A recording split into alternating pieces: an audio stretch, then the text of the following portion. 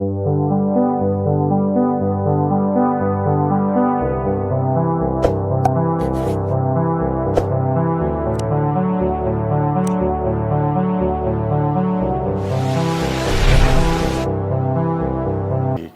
let us all join the excited people of Edo State in saying Ogbane.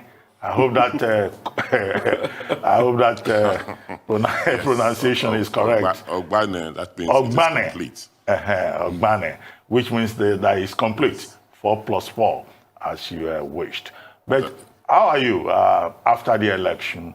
What's your mood? Are you excited? What would you like to say to the electorate of Edo State? And do you have any fears going forward? Thank you, Ruben, and thank you, all of you on Arise Television. I think for me, I'm humbled. I'm truly humbled because, you know, in the whole frenzy through the elections, you really never had time to sit back to reflect on what, you know, was going on. But now you have time to think through how we got here, and you just have no option but to be humble, because it's only God, it's only the grace of God that could have made it possible to have left your party, accepted in the other party, contested elections, and won. It's only God that could have made it possible. So it's very humbling. And you know, on reflection, you say God must have a purpose, must have his reason why he has given you so much favor. And clearly for me, it's like, it's the fact that I should go back and commit myself to him and to work for the people of Edo State. So I say, so it's quite humbling. It's quite, I wouldn't say tiring. It's or exhausting, because you find out even though I should be tired and exhausted, I still have energy to do the things I need to do.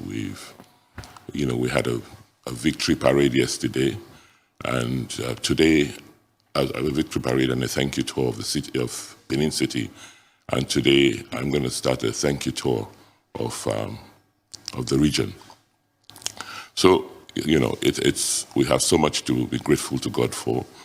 And, you know, the expressions from our people, the way they reacted, the passion they showed, you know, for me was just awesome. And, you know, when I reflect on it, I think of that old woman who asked her grandson to put him on his back, a crippled old woman who asked her grandson to put him on his back and take her out, put her on his back and take her to the polling unit for her to vote, because she just had to vote for me. When you think of those sort of incidents, you have no choice but to commit yourself totally to serving the people. Indeed, that support must be truly awe-inspiring for you. But do you have a message for your fiercest opponent, Pastor Ize-Iyamu, who so far is conspicuously silent? You've had a congratulatory message from the president, who advised you to be magnanimous in victory. Will you be accepting that advice? APC on the national level has also reached out to you, but your local Edo chapter of APC has been silent. What do you have to say to that? Do you have a message for your opponents in terms of the kind of acrimony that we all witnessed and you experienced directly during the campaigns, and how you'd like to proceed going forward? You know, this is not the first time I'm contesting with Pastor Ize-Iyamu. We have a relationship. We have family relationships, and he's a pastor, and you know, I go to church. So we cannot live a life of acrimony or, you know, or hate. There's nothing, you know. He played his politics the way he knows how to, and I did mine. I will be magnanimous if, you know, he comes through. We'll have a conversation. There's enough room, basis for us to have the sort of conversation I would like us to. So for me, I don't think the problem is Pastor Ezeyamo. I know him well. I think the problem are factors outside of him. You know, the people who lured him into the contest, people who have tried to keep him in the contest, who I'm sure, you know, are the same ones who are trying to fester the acrimony. So between myself and Pastor Ezeyamo, there are no issues at all, no issues. And the day he calls or he makes up his mind on what to do moving forward, I'm sure we'll be able to have a conversation. But there are people, you know, who who work with him, who know what they have done, who know that they've been vicious and very evil. And I'll be surprised if those ones have the courage to even come up to say they want reconciliation or they want to move forward. All right, I want to touch on those people. You know, I want to touch on those people. If they come to you, would you stretch out the arms to them? I mean, we had Captain Osa Okumbo here some days before the elections, and he spoke. And there's also the Oshiomhole factor and a couple of other people, even the people say APC Lagos, you know, doing a video to say they should reject you and the likes. I mean, if those people come to you in that spirit of brotherhood, because really when you look at it now, like Dr. Abati said in his article I read this morning, he said, God win, and God has won in all of this most importantly. Would you use that magnanimity of heart to say, it's all for the development of Edo, let's just all move on and get back to our lives? Would you forgive? No, certainly. I mean, certainly I have. I said for a person like Captain Osa, I have nothing against him. I don't have any issues. I was actually very surprised at the way he went about the elections and his involvement in the elections. So, you know, so I have no issues with him at all. He's a Benin man like me, and I have the responsibility as his governor to protect him, to look after his interests. So I have no issues. But for a person like Comrade Oshiomhole, I mean, it's just, I wouldn't want to say much, you know, here. But clearly, when you find that you have been deceived, you don't share the same values, you don't trust at all, it's his responsibility to build back those trust, and to show you his real self and see that if his values align with what we represent as a people or what we want to do as a government. Clearly, you know, I'm not, you know, I'm not God that say will not forgive, but, you know, as we say in Edo, everybody should now maintain their lane. He should maintain his lane as whatever he is, and I'll maintain mine. I think for us, the challenge with people like Oshiomhole and Ahmed Tinubu is that they except they change their style and attitude, they pose a big danger to our democracy because they are extra constitutional players. They've constituted themselves into what they say they are without any constitutional responsibilities and trying to overlord themselves over people who have constitutional authority. And if we allow them, you know, to continue in the mold they are, it will destroy our democracy. And for me, it's that straightforward. I have no, you know, it's not about personal issues. It's about their role in our democracy. You know, you cannot have people who've been elected, who are guided by the Constitution in office, and people who don't have such mandate or authority, or even any checks on their conduct, come and say they want to upset or control people who have been properly constituted in office. Well, Governor Obaseki, in the course of the campaigns, you had said, well, you and your team, you had managed to remove Oshiomhole as chairman of the party at the national level, and that after winning the election, you will get back to Oshiomhole and deal with him. I thought I read a story like that. Do you still feel that way right now? And then secondly, given the support that you have received, as it were, from the president, who immediately congratulated you, if the APC were to make overtures to you, to ask you to return to the APC, will you consider that? Will you go back to the APC where you were originally, just to prove a point?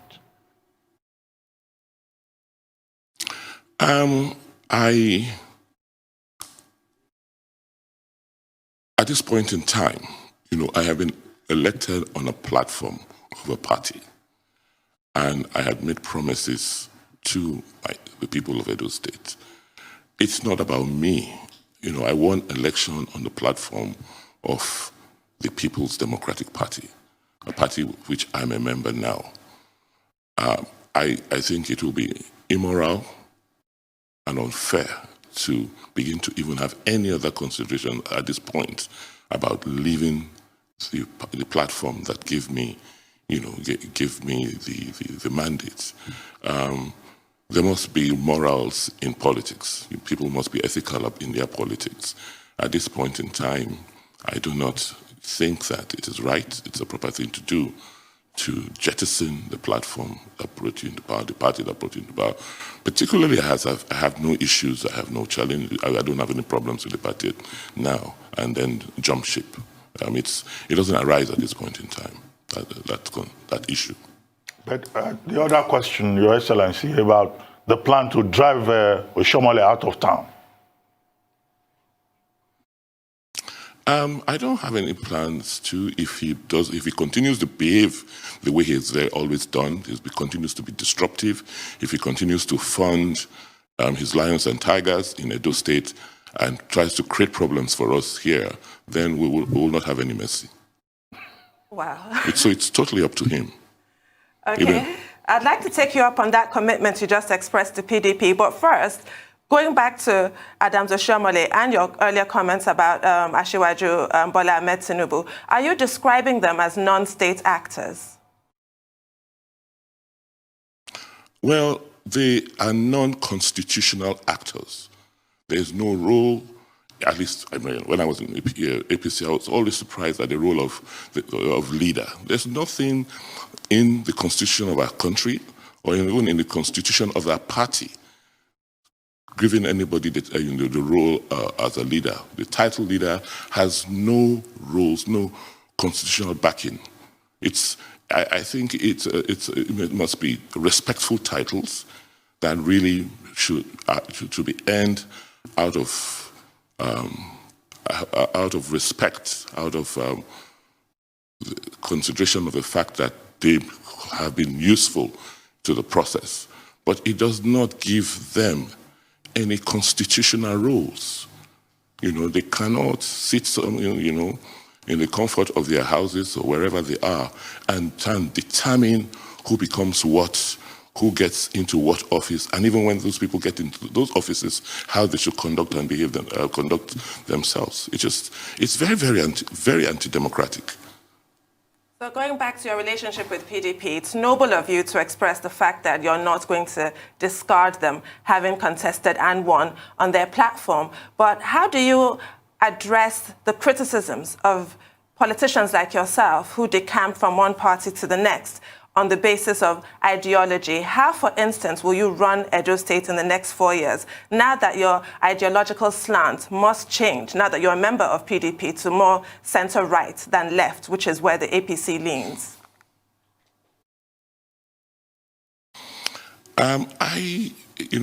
In my own analysis of a political spectrum, I really don't see those divides because if you look at the manifesto of both parties, the underlying themes, the underlying consideration is, to work for development of the state or of the nation. And we essentially have said we'll do the same sort of things. So I don't see that distinct difference at this point in time. Everybody, we want to provide services to our people. We want to provide security, safety, and all the good things that will make our people develop. And so that's what both parties are striving to do at this point in time. The issue may be how, but even then, within the Constitution, there's been no clear conversation, no clear distinction as to how. So I don't want to believe that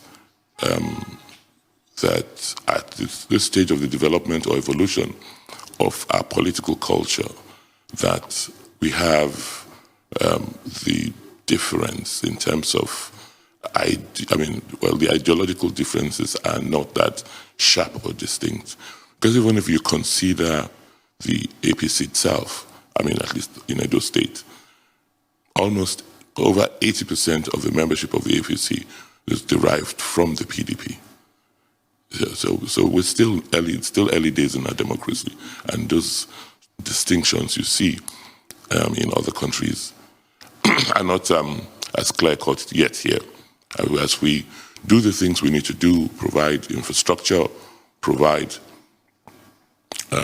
all the necessary amenities to our people, may hopefully after that, in a couple of decades, we can now begin to talk about whether we use left or right. If listening to Pastor Isayamo and his agenda is, if you call this orientation left because he wants to provide, use government resources to provide services to our people, government resources which have seriously dwindled, and if you see that as left, then that may be different. But different because on our own part, we believe that we should enhance government. We should make government create the enabling environment to stimulate the private sector, to stimulate people who want to do things. So I don't consider that ideologically different. Okay. So I want to talk about those that stood by you, because a lot of people left you. I mean, over 43 people. 42 people left you at a point. But I want to talk about those that stood by you. I want you to say one thing about these people. I'm going to mention their names. Your Deputy Governor, Philip Shuaibu, Wike, Dan Obi. I mean, what's your take on these people that stood by you? And the second question from there will be, unemployment rate reduced from 25 to 19% under your watch. How can you bring that even further down to about 15 or 10% in the States? Just those two questions. You can see my deputy governor and I, share certain values. That's why, through thick and thin, he was with me, and for us, it doesn't matter. What matters most importantly as a human being is your values, who you are, and how you see life. For him, it's not about money. It's about a belief. It's about his belief in God and in certain human values as truth, honesty. And what we're striving to do in our politics is that you don't have to be a crook. You don't have to be a fox to be a politician. You could be a normal person. You could be, straightforward and still be a politician and succeed as a politician. The notion that, politics or politicians are almost akin to 419ers is one impression that we must remove from our politics. Politicians, I believe, are people who have said to themselves, to their God and to their community that they want to come and serve and have sought the support from their constituents to go and serve them, not serve themselves. So I think we should begin to understand that that's the way to go. And so for people who have supported me, I believe are people who share those values, and that's why I will always rely on them and work very closely with them. In the case of unemployment, everything we're doing is actually geared towards reducing unemployment. So sorry to cut you in, Your Excellency. I mentioned Wike first. Okay. I'd like to know your take on Wike, because at first there was this big talk of him not supporting you, and finally he came around. I want to know your views on Governor Wike. Governor Wike is, someone who, if he is not convinced about a situation or an idea, there's no way you can bully him into it. But once he's clear in his mind, once he's convinced, once he believes in you, you know him. He's a fighter. He will put everything into supporting what he believes in. I've not seen him as a duplicitous person. He's a very, very committed person to the PDP. He's very committed to the PPD party, and he's also a very, very supportive person and a very considerate person. I mean, that's what I've seen of him. But as you know, he's fearless. If he believes in a cause, he will fight that cause, and you can't cow him. And those qualities I admire greatly about him. It's not true that he did not support me. It's not true.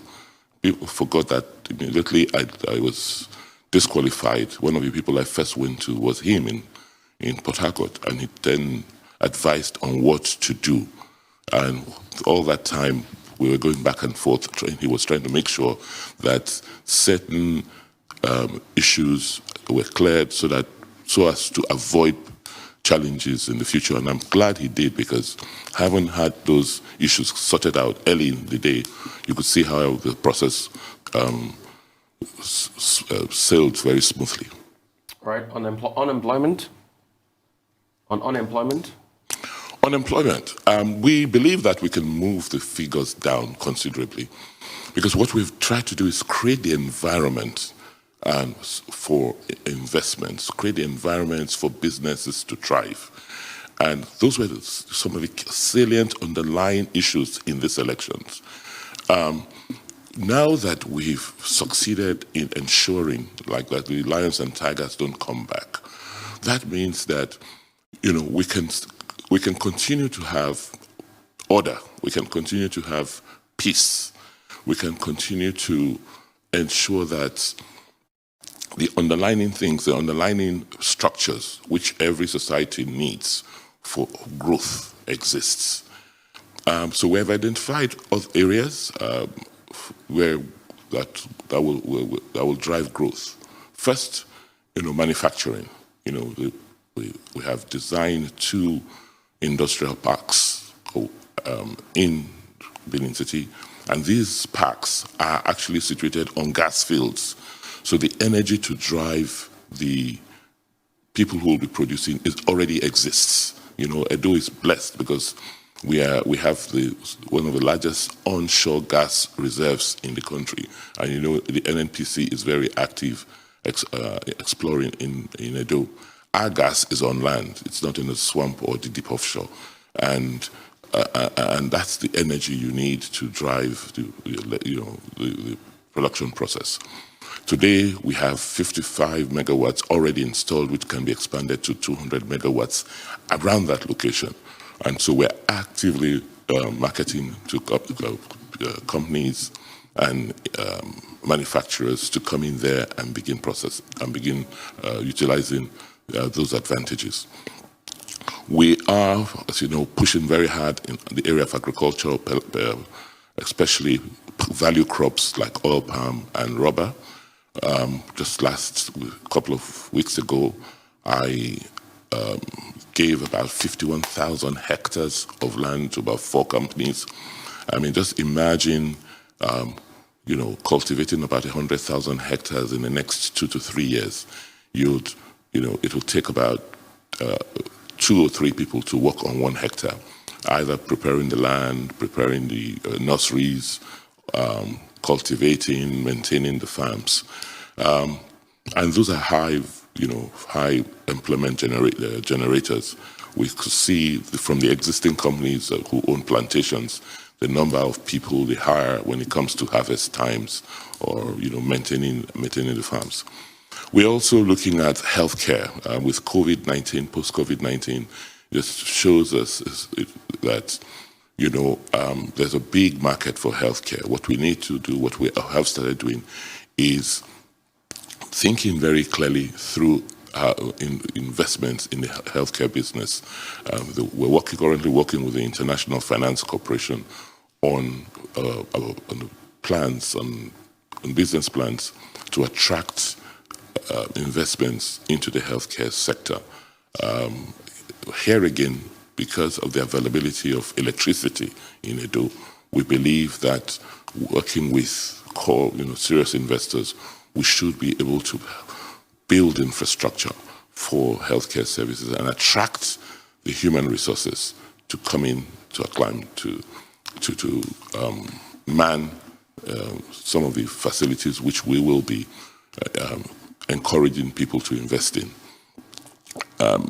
So entertainment is big. Like just last night, working with some of the young artists who were on my campaign trail, I just could not believe the level of creativity and innovation with these kids.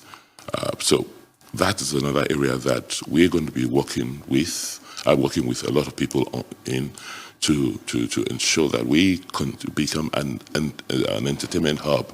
It's very easy to get into Edo State. It's with Edo State, within a 3-hour radius of Edo State, there's 100 million people. So once we have the facilities, we have the sets, we'll be able to attract people to come in to do their productions, to do their sets in Edo. And then lastly, technology. Technology is an area we've already done quite a bit of work. Working with Being One, we already have 400 kilometers of fiber around Edo State, and with fiber optics and electricity and the young talent, the future it's so bright. And so what we need to do is continue to have a very clear thinking in government. It's not that these ideas are new. What is new is organizing government to execute, to implement on its policies. And you can only do that when you have a system that is transparent, a system that's accountable. You may not always get it right, but at least you have a system that checks itself. And if things are not going right, you can quickly fix. And that's why our politics is important. If you have a political process where you have a few people who are just overbearing, who just try to dominate the process, then you may not be able to. It will be choking on the system, and the system cannot breathe and bring out its best. Well, Governor Obaseki, you were heavily criticized in the course of the campaigns by the persons you have referred to as lions and tigers. But that criticism, they were very specific. They referred to you as Mr. MOU. You signed MOUs and you didn't follow through.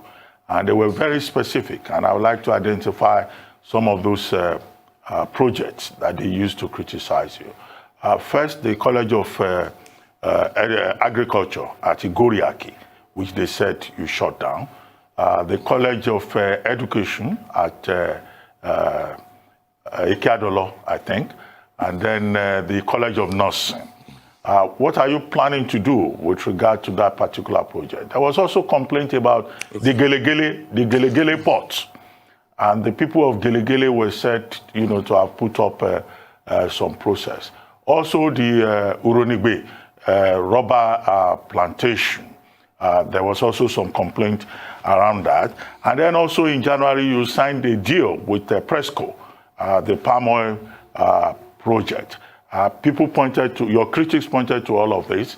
They even added the industrial park at Ikuba as something that you had not looked at. Are these things you will prioritize in your second term? And will you sign more MOUs? And what kind of MOUs should we be looking at? Okay, thank you very much, Ruben. I think first, you have to understand where we're coming from. When people talk about MOUs, which means Memorandum of Understanding, it's interesting it's come up because the way they understand government is that government will be the sole player in the economy, and so all of this, whatever government wants to do, it will fund it itself from its own resources. And you and I know that that is not the situation. The resources available to government is so, it has dwindled significantly. And that what governments need to do now is to engage with the private sector. And in doing so, unfortunately, most of them don't have private sector experience. They've never really worked out of government, or they've never done anything out of politics. So it's a challenge for them understanding what we've been doing. So the thing to do is nobody, no serious player who wants to undertake a project will just walk in there without an understanding, without a framework as to how this will be done. It doesn't mean that you as government have the total control over that process. What it means that you as government will be encouraging enough, you'll give the support, you'll create the enabling environment and do the things you're supposed to do to make those things happen. Most of the time, they may not happen at the pace you expect. Secondly, some of these projects are large-scale projects, and they do not happen overnight. They don't happen in a 1 or 2 year time frame. Take the industrial park. I'm just so proud of the work we have done. I mean, it's world-class. It's 1,000 hectares, so our contribution was making the land available, which has been done, doing the environmental studies to make the AIA, to make sure it meets the standards of people who want to come in, make the design for the infrastructure, paying compensation to the people who own the land. You've got to do all of that work, and it's properly documented. It's only when you have done those will they now begin to their own investment appraisals as to bring in the capital in. Those things take time. It's not 6 months, it's not 1 year. For any serious project, you need a time lag to prepare, and that's what has been happening. And we've gone through those preparations, and you'll be amazed at the speed at which some of these projects will now take off. And the investors also have to look at the national, the national environment, your monetary policies, fiscal policies, trade policies, as they make decisions. And for $100 million, $200 million projects, they're not going to just sign up and come. Take the river port. The river port is still, the preparations are still on. The funding has been secured, and the work, is progressing. One of the things people don't consider is, if you look at a long-term project like a river port, just the environmental impact assessment will take up to 2 years in some cases, because they have to do, they have to understand, analyze 2 seasons, 2 rainy seasons and 2 dry seasons before, certain confirmations can be made. Excuse me.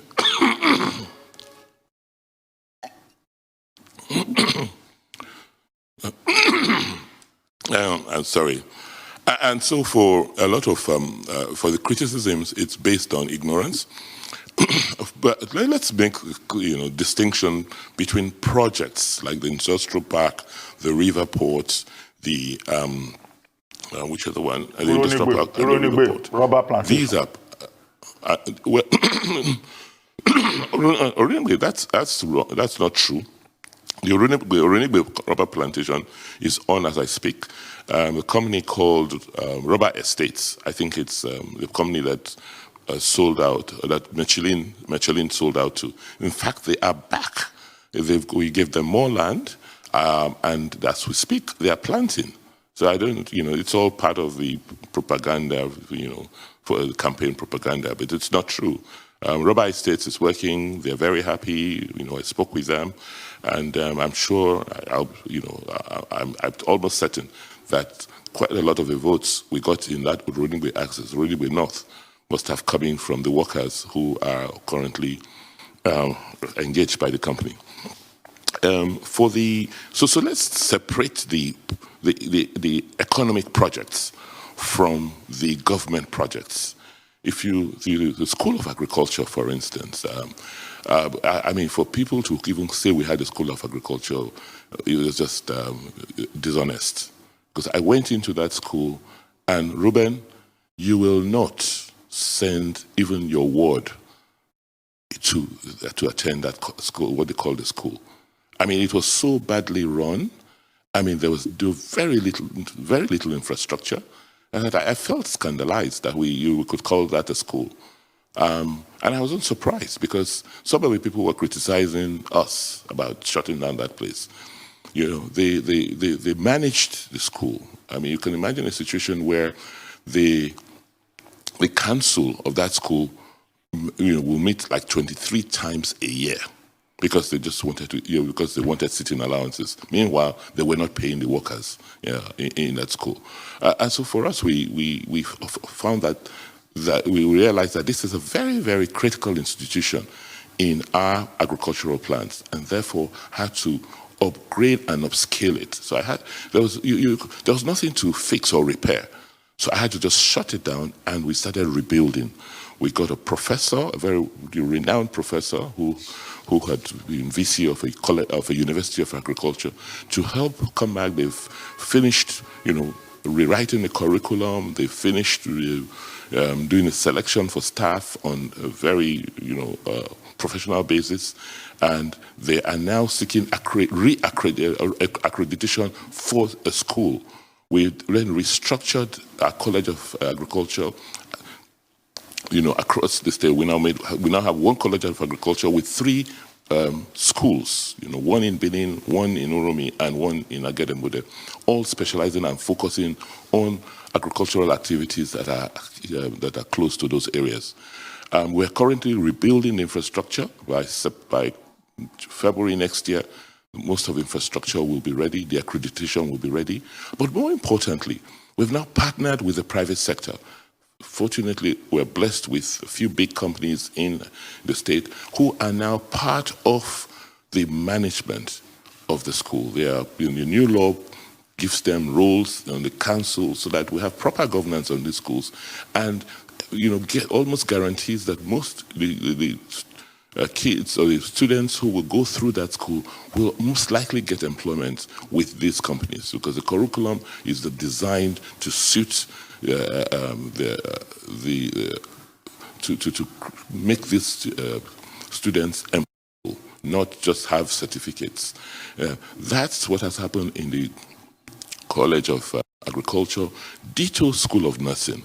As we speak, there's a contractor on site rebuilding the School of Nursing. We had consultants, helping with the reaccreditation of the schools, and we're not just accrediting them to national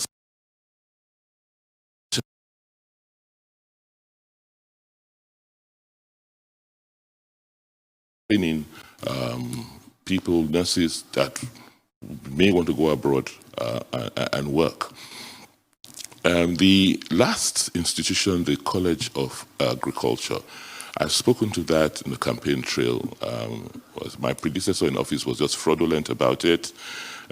He established the school without any plans. He used it was political. He claimed that he had set up 2 colleges of education, one in his hometown, 2 universities, one in his hometown and one in Benin City. He took all the money, funded that one in his hometown. He did not put a kobo in the one in Benin, and left it and said, that was my responsibility. But what we've done today is structure the entire College of Education system. And I've taken, so I had to, that school was actually shut down because he claimed,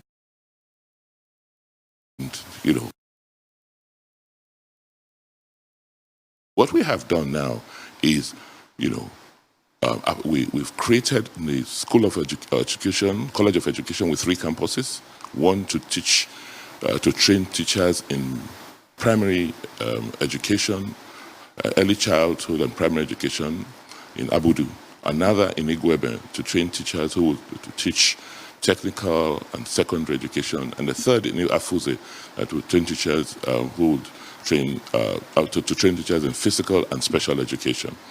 Then the and to see if he could let Edo have a federal college of education, and the president kindly acceded. So the Kiadolo School is now a federal college of education, and I hope that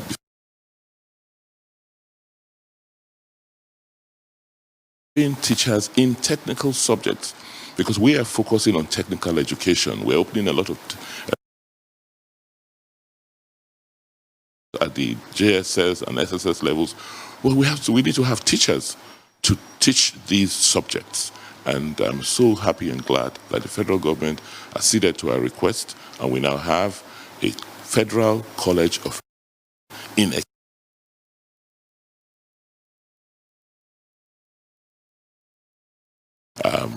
we've done wrong here. It's sort of, they did in stems.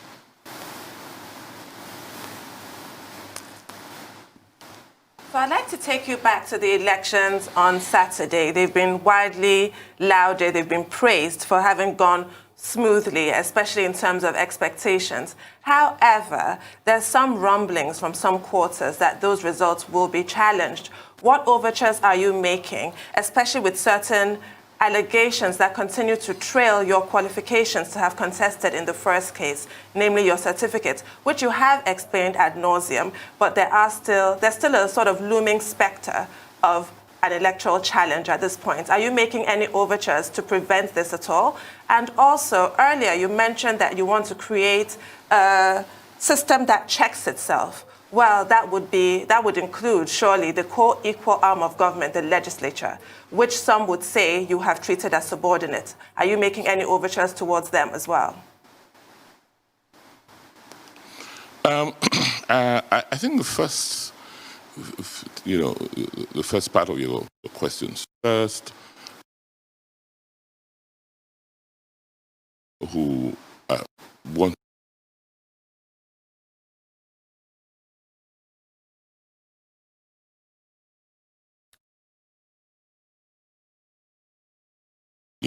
them, they've tried to challenge it in court.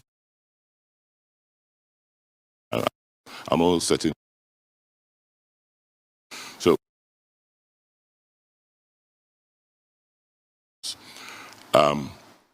the issue. Sorry, there were questions, and I'm trying to just say. So, can you just remind me what the second question was? You talked about overtures to the opponents on the elections. I believe that INEC did an amazing job. Thanks to technology, thanks to the doggedness of the chairman.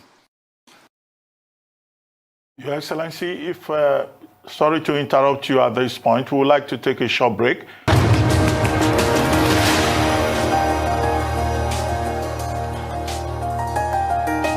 Welcome back to the morning show here on the Arise News channel. Still with us, we've been having a conversation with His Excellency Godwin Obaseki, the governor of Edo State, who emerged victorious in the last gubernatorial election in Edo State. Your Excellency, I think we've fixed the audio connection problem now. If you may just continue with the point you were making about your plans, your preparation in the eventuality of a legal challenge in the courts by your opponents. So because, like I said, we're all witnesses to the conduct of the elections. INEC, did its best. They deployed technology to increase transparency in the process. And so we're not too concerned because you could explain every step of the way. We had a very robust situation room. We had a lot of people on ground, and we monitored ourselves what happened in every unit across the state. By 8 p.m., we were clear as to what had happened in the direction of the election. So I do not see major issues in overcoming any legal challenges in court because the elections were fairly well conducted across the state. The areas where they are contesting cancellations are unfortunately areas where their agents perpetrated violence. And you don't expect that having stolen ballot boxes or kill people, that INEC will then tolerate the conduct and allow you have the votes from those areas. So I don't see any strong basis for any legal challenge. And the margins we're talking about are quite wide. In fact, we are confident if they went to the tribunals, they will lose some of the constituencies. We will challenge several of the constituencies where where they claim they won. Rufai. Right. Your Excellency, I want to talk about something that is quite very germane. I was talked a lot about during the campaign. That's maternal health and maternal mortality. In fact, the wife of Pastor Eze-Iyamu, Professor Idia Eze-Iyamu, did come and say most of the cottage hospitals in the States are not working. They don't have nurses, they don't have doctors to be able to take care of people across the states. Is this true? If not true, what's your plan to improve this? Well, first, it's not true. Secondly, maybe we were not aware of what we're doing or deliberately decided to ignore. What we've done is to key into the federal government programs on primary health care. And what we did was to first execute on a sample template what our primary health care hospitals or centers will look like across the state. We did a first pilot of 20 of them, one in each local government, where we created a full package, right, with the infrastructure, ensuring that each center has water, has electricity, has security, and has accommodation for the staff. Each facility has well-trained community health workers. But most importantly, that each center now has technology, has a computer, so that when you walk in there, all your deep vitals, all the key information are taken, and we can see everything about that patient in the back end, the Ministry of Health. There's a portal. The key to the workings of a system are people. You have to focus on the people, and you just have to continue to train and retrain people who are supposed to manage these facilities. We saw it with education, we saw it with the teachers, and that's what we're replicating in the healthcare system. I can tell you that today we've expanded to about 60 of those centers, and the goal is to make sure that we have 200 of them, one per ward, so that you are no more than each citizen of Edo State is not, is connected to a center that's less than a 20 minutes, 15 to 20 minutes ride from wherever you live. That is the goal, and to make sure it all happens, we've now institutionalized what you call the primary health care agency. So you have a specific agency that, just like the state's Universal Education Board, that now focuses on primary health care. We've taken it out of the Hospital Management Board. They now have an agency looking at the cottage hospitals, as you call them, or primary health care centers. But what is interesting is that all of this is tied together with technology. And we have, we built that platform such that you could tell, and you could do your analysis, you could tell the incidence of diseases, you could tell when kids are immunized or not immunized. You could know when to follow up with certain patients because you have, their vitals, you have data on their medical history. And then, but lastly, it helps you pick up diseases early, and not, early so that they can be treated early rather than, waiting till it's almost too late.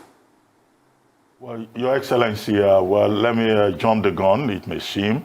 You got a lot of support from Edo Central and Edo South, where you got, a majority of the votes, and then you shared Edo North with your opponent. But the people of Edo Central, they have a concern. They say since Professor Osumbo, who was removed via the courts as governor, no other person from Edo Central has been made governor of Edo State. And they are hoping that in 4 years' time, that you will support them so that the next governor of Edo State will come from Edo Central.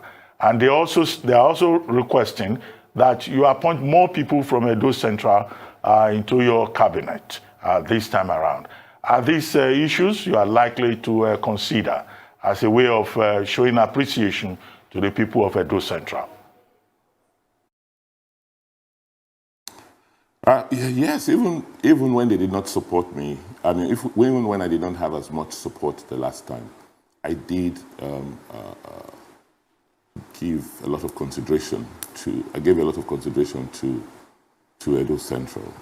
For me, I'm governor of Edo State and Edo people, and I just believe that opportunities should be shared fairly across the state. That has always been my policy and will continue to be. Because without a sense of fairness, people having a sense of equity that things they've been fairly treated, you will not get the best from them. So that has been my stance and will continue to be my stance, that whatever we're doing, it must pass, like the Rotarians will say, the four-way test. Let's talk about the Edo Modular Refinery. How far along are you with that? Because modular refineries typically will take about 18 months. And what do you hope that project will bring to the people of Edo State? And also, let's talk about your economic stimulus package. What form will that take? Because we all know the effects of COVID-19, how it's ravaged the economy. For the modular refinery, I think we're in the last phase, we're the last segment of the first phase. I know when I checked on it last week, they were finalizing arrangements for the final inspection by the Department of Petroleum Resources. They have signed their agreements with NNPC for products, for crude. And so I believe that in the next, hopefully before our inauguration in November, we should be able to get the refinery working.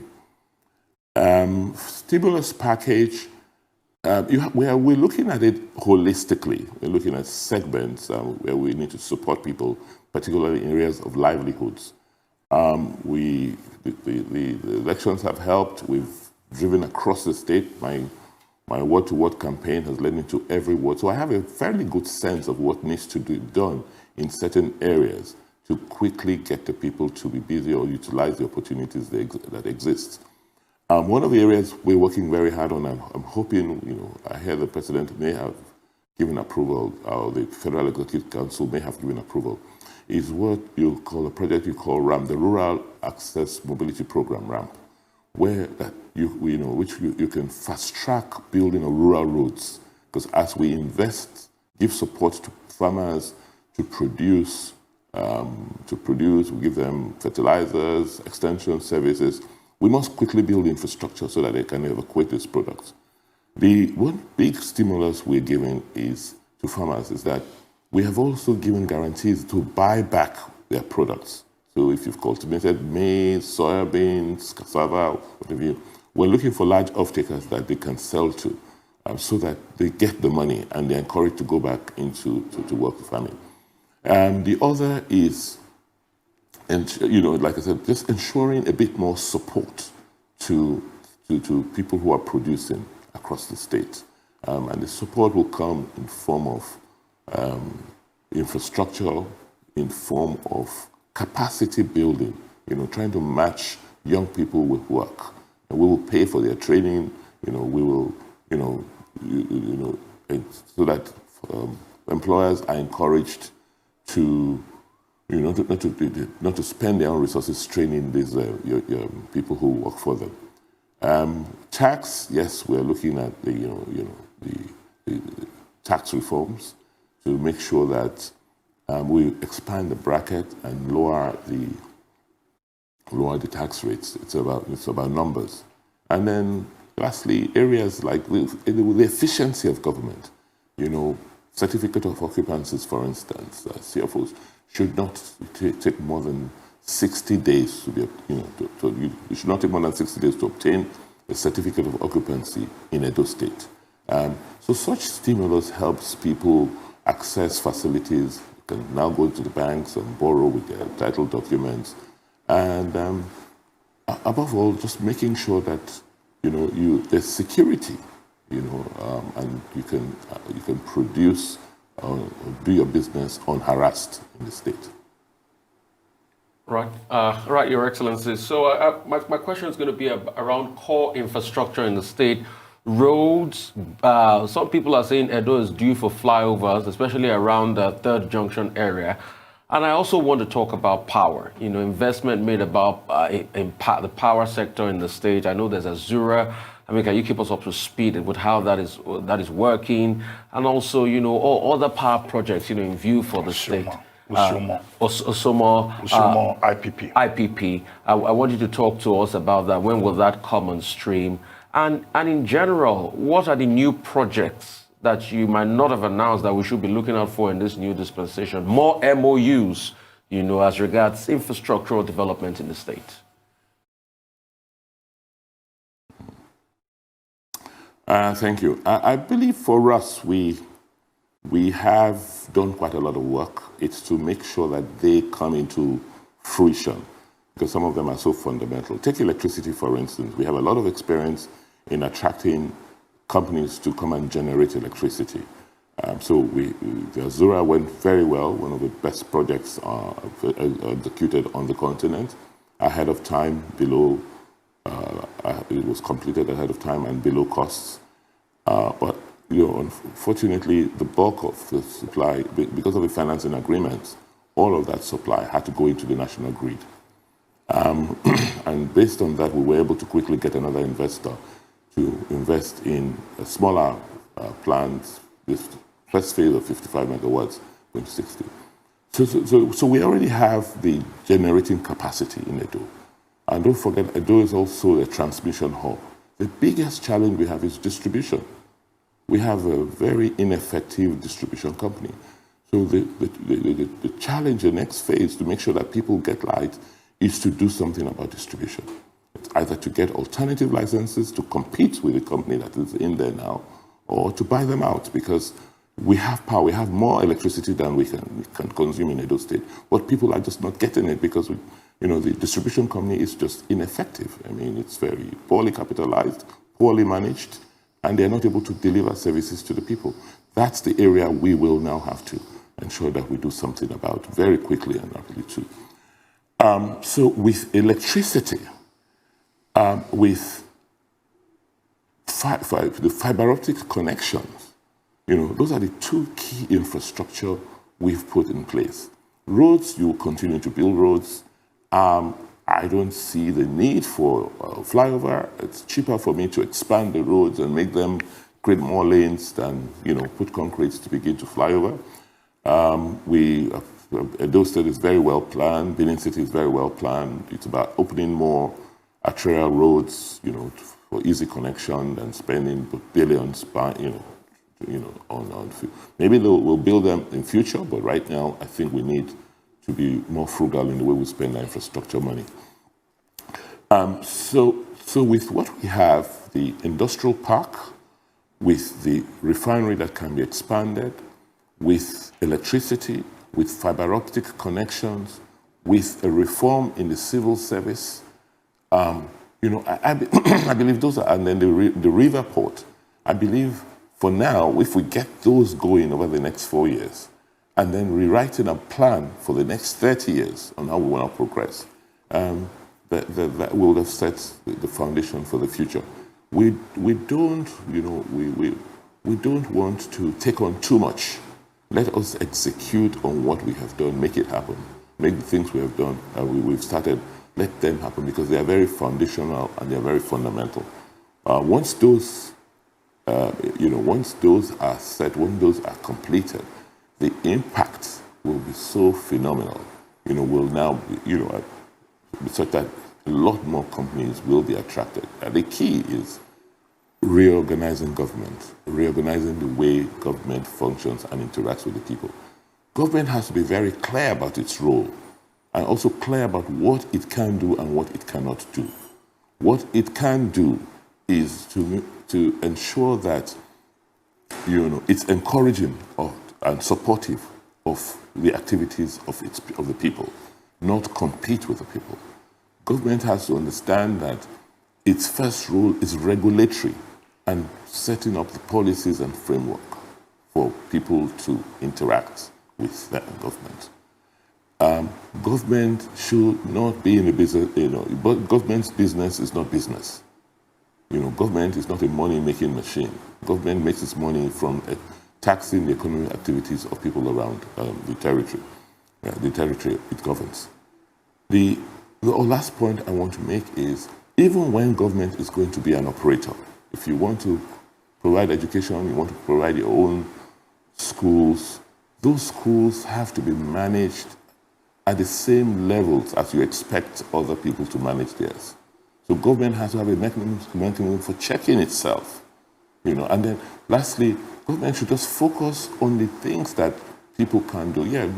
Most people, for them, primary schools may not be profitable. So government provide as many of the primary schools as you need. In any case, you need to do that. Primary care, primary health care, that you need to do. But in the last 2 years, the quality of investments I've seen in private hospitals in Edo has just been impressive. So what we need to do is access. How do you organize the healthcare system? By making sure you have a health insurance scheme such that people will go and are able to afford healthcare services, whether it be healthcare services provided by government or provided by the private sector. So it's that thinking, rethinking government, resetting Edo. That's what we need to do to make Edo great again. Well, Governor Obaseki, well said, but I should bring this to a close within the next 2 minutes. 2 quick questions. What are your plans for the future at a personal level? You've won the second term that you wanted. What will happen next? Will you, after 4 years, go to the Senate, which has become the retirement home for governors? Or will you seek some other position in the future, maybe the presidency of Nigeria? And then very quickly, what are your plans to unify the people of Edo State who have been divided by what has been a very acrimonious gubernatorial campaign race? Let me start with the last question. If you look at the elections of Saturday, underlining it's contrary to what you've just said. It's shown unity in Edo. Because even look at the margins, even in Edo North. It will be very, very marginal, and will show. I hope they go to the tribunal and it will prove that in a place like Akoko-Edo, we won Akoko-Edo. I've looked at the results. I mean, there are only 3, the only areas, there are only 2 local governments that you cannot dispute their victory. But in all the others, they didn't. And so for the first time, Edos have voted as one. They voted together. The acrimony has been caused by one individual and his cronies, not the people of Edo State. Just one individual and his cronies, a very disruptive person. So it's not, Edo has never been this united, as you see. And you expect it. We didn't expect it to be a smooth sail because we're undertaking fundamental shifts in the way government had been organized in the past. All the major political gladiators in the state are aligned. Just one character and his coterie of people who believe in what he believes in, that are on the other side. For me, at a personal level, I believe that, in 4 years, I'll seek admission, maybe go back to school and teach. I don't have any ambitions to go to Senate or legislate. I cannot leave as governor, governing the whole to go and represent a part, what's part of the whole. I think just being governor and being an effective governor is good enough, and it's something to be grateful to God for. The future is left to God to determine, but for me personally, is to want to go back and impact knowledge. Right. Well, thank you very much, Your Excellency, for joining us on the Morning Show. Thank you very much indeed, and congratulations once again. All right, thank you so much for that, Governor Obaseki.